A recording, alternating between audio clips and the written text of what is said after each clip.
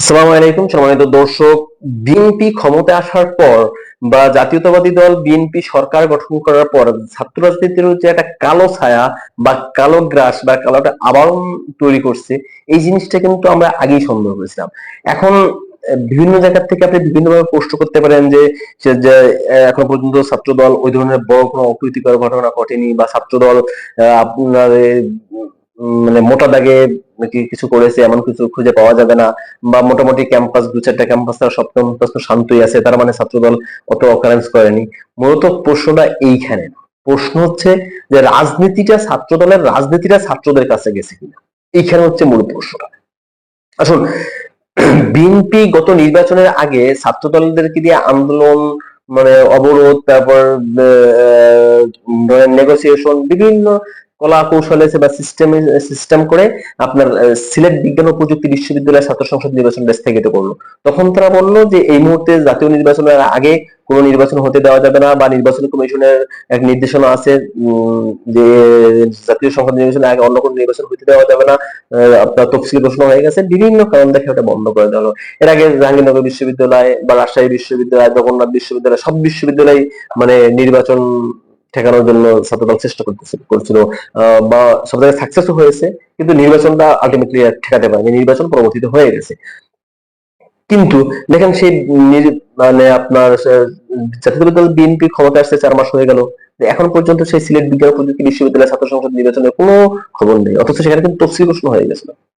হ্যাঁ, সেখানে কিন্তু প্যানেল ঘোষণা হয়ে গেছিল, কিন্তু কোনো খবর নেই।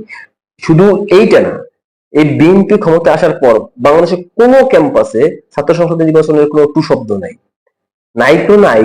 এর বাইরে রিসেন্ট যে ঘটনাটা ঘটলো, নোয়াখালী বিজ্ঞান ও প্রযুক্তি বিশ্ববিদ্যালয়ের একটা প্রোগ্রামে গেলেন আমাদের মাননীয় শিক্ষামন্ত্রী জনাব এহসানুল হক মিলন।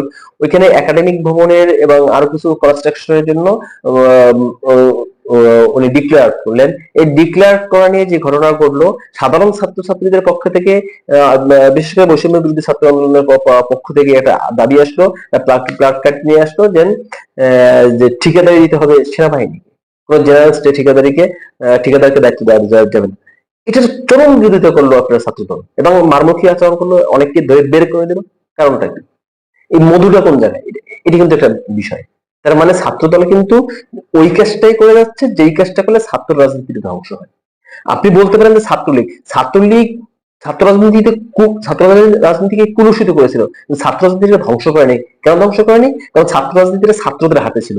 কিন্তু বর্তমান যে বিএনপির আমলে ছাত্র রাজনীতিটা ছাত্রদের, দেখেন এতদিন বিএনপি বিভিন্ন সময় বিভিন্ন কথা বলছে যে তারা নির্যাতিত, বা নতুন ছাত্র পাওয়া যাচ্ছে না, ক্যাম্পাসে তারা রাজনীতি করতে পারছে না, যার কারণে আদু ভাই দাদু ভাই বড় ভাই দিয়ে তারা রাজনীতি করতেছে।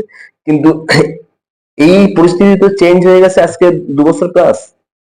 রাকিব এবং নাসির ছাত্রদলের যে সেন্ট্রাল এখন প্রেসিডেন্ট এবং সেক্রেটারি আছে, এরা কিন্তু শুরুতেই কমিটমেন্ট দিয়েছে যে তারা রেগুলার ছাত্রদের হাতে নেতৃত্ব তুলে দিয়ে তারা বিদায় নেবে। এটা কিন্তু তারা এই কমিটমেন্টটা ফিল আপ করে না, অলরেডি ব্রেক করে ফেলছে, যেহেতু 2 বছর সময় হয়ে গেছে। বরঞ্চ তারা এখন নতুন একটা ন্যারেটিভ তৈরি করছে যে রেগুলার ছাত্রদের দিয়ে ছাত্র রাজনীতি করানো সম্ভব না, বা সেন্ট্রাল নিয়ন্ত্রণ করা সম্ভব না। অথচ এটা কিন্তু তাদের কমিটমেন্ট ছিল, তারা নিয়মিত ছাত্রদের হাতে ছাত্র রাজনীতিটা দিয়ে যাবে, তারা দেয়নি। তো এই যে ছাত্র রাজনীতির যে একটা গ্রাস এখন এখানে, তারপরও ক্যাম্পাস গুলা কেন মানে স্থিতিশীল আছে? এর কারণ হচ্ছে ছাত্রলীগের অ্যাবসেন্স।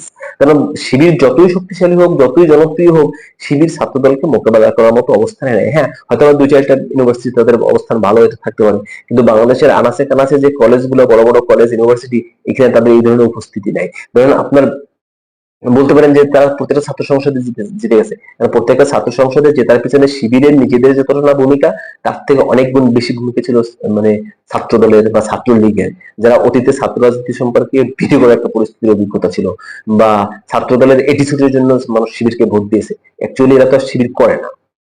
তো যার কারণে ছাত্রদল একটা সেফ জোনে আছে। আর সেফ জোনে থাকার জন্য ছাত্র দলের রাজনীতিটা মানে অছাত্রদের হাতে দিয়া মানে পুরো ছাত্র রাজনীতিটা ধ্বংস করে দিয়ে যাচ্ছে।